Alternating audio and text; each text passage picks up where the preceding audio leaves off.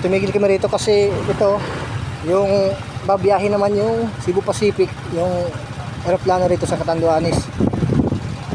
Kaya lahat ng mga sakyan dito tumitigil kasi ewan ko baka sa lakas ng hangin ng aeroplano. Kaya tumitigil yung mga sasakyan. Wala to. Ayan na. Inaantay na umalis yung aeroplano. First time natin na ma-encounter to. Ma-encounter to dito eh. Ayan na. First time natin ma-encounter.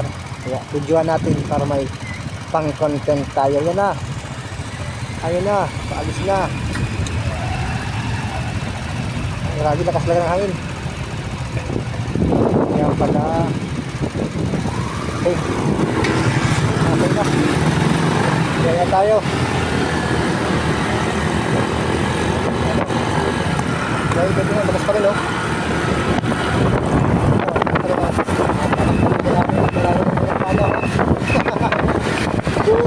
Right. Susunod. Pagkikilin.